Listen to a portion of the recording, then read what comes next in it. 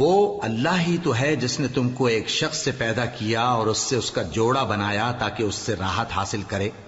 سو جب وہ اس کے پاس جاتا ہے تو اسے ہلکا سا حمل رہ جاتا ہے اور وہ اس کے ساتھ چلتی پھرتی ہے. پھر جب وہ بوجھ محسوس کرتی ہے یعنی بچہ پیٹ میں بڑا ہوتا ہے تو دونوں میاں بیوی اپنے پروردگار اللہ سے التجا کرتے ہیں کہ اگر تو ہمیں صحیح و سالم بچہ دے گا تو ہم تیرے شکر گزار ہوں گے. پھر جب وہ ان کو صحیح و سالم بچہ دیتا ہے تو اس بچے میں جو وہ ان کو دیتا ہے اس کا شریک مقرر کرتے ہیں. سو جو شرک وہ کرتے ہیں اللہ کا رتبہ اس سے بلند ہے. کیا وہ ایسوں کو شریک بناتے ہیں جو کچھ بھی پیدا نہیں کر سکتے اور خود پیدا کیے جاتے ہیں اور نہ ان کی مدد کی طاقت رکھتے ہیں اور نہ اپنی ہی مدد کر سکتے ہیں.